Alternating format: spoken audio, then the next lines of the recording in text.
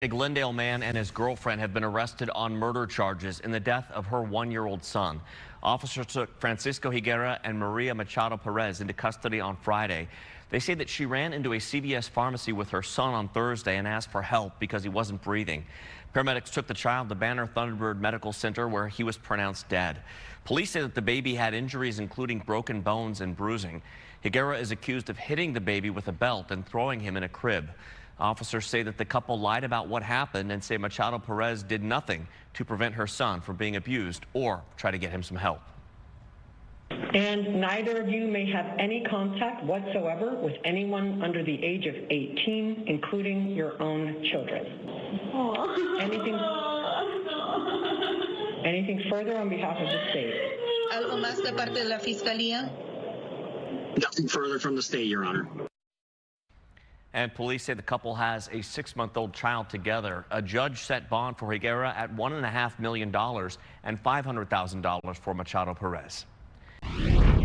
We begin, though, here tonight at 10 o'clock with a convicted killer is on the run more than 4 decades after murdering a Tempe woman in her home. Daniel Cahill escaped from a Valley halfway house this week. Fox 10's Kenzie Beach spoke with the victim's family tonight. So, Kenzie, are they worried about this? Are they scared he could potentially come after them? Well, Ellen, Daniel Cahill, he's got a long rap sheet, and this is not the first time he's been on the run. So to answer your question, yes, that family, the victim's family, they fear that he could kill again. And Daniel Cahill, he cut off that ankle monitor on Valentine's Day. The Arizona Department of Corrections has not been able to find him since. It was December 3rd, 1979, when Mary Rita Yates was murdered in cold blood. By stabbing her at least 5 times and cutting her throat to death. Unbelievable. After 44 years, her convicted killer, Daniel Cahill, is on the run.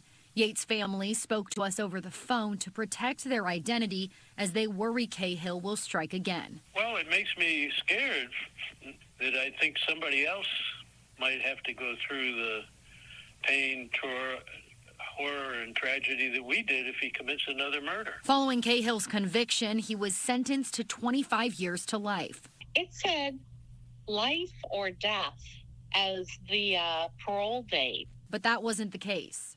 In just complete disbelief that they could allow someone with his rap sheet to be taken out on to house arrest. Yates' daughter, Margaret, was just 19 years old when her mom was murdered.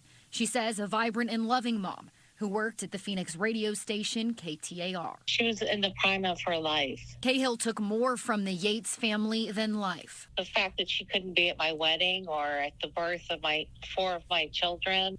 Think all the time about what my life would be like if I had my mom. At a December 2023 parole hearing in front of the victim's children and grandchildren, Cahill showed no remorse. He said if he had to do it all over again, he would do it the same way. Leaving the family with so many questions. Why didn't he get life in prison if we have a lifetime of loss? Around 9:30 Valentine's Day morning, an alert was sent to the whole family. Cahill had cut off his ankle monitor and failed to make contact with his parole officer. I pray that he's caught before he hurts someone else. The Arizona Department of Corrections has issued an arrest warrant for Daniel Cahill. And the victim's family, they tell me that he was staying at a halfway house in the Peoria area. His whereabouts are unknown at this time. Daniel Cahill is still on the run. Reporting live in Phoenix, Kenzie Beach, Fox 10 News. DPS makes a big drug bust in Mesa. It happened last week, and now we have some of the photographic evidence here. Detectives arrest a couple of people after finding 7 stolen vehicles, some drugs, a bunch of firearms at an automotive business near Country Club in Main Street. The story, though, gets even more bizarre. Detectives also discovered 2 skulls believed to be human skulls. The property owner, 45-year-old Eddie Meadows, was arrested along with the second person, now identified as 40-year-old Tara Montgomery. Phoenix police arrest 3 suspects possibly connected to the so-called Dinnertime burglaries. It happened last night near 44th Street in Camelback. Police say the suspects, all in their 20s, were caught on security camera during a possible break-in, then took off in a minivan and on foot. but all 4 were taken into custody, and all are in the country on expired visas. Police believe they're part of a South American theft ring, burglarizing homes in several Valley cities dating back to December. And they believe there are more gang members still out there, so they're asking homeowners to remain vigilant. Here's a look at the mugshots. Johan Salvo Alarcon, Sue Ellen Gutierrez Saenz, and Manuel Eduardo Fuentes Gomez. Each is being held on a cash bond of about $200,000. Oh, this morning we're also learning more about a man who's accused of killing his parents inside their North Phoenix home. That's 38-year-old Jim Miller. You see on your screen he was booked into jail on 2 counts of murder. He's accused of killing his parents, 73-year-old Sam Miller, 72-year-old Marjorie Valentine.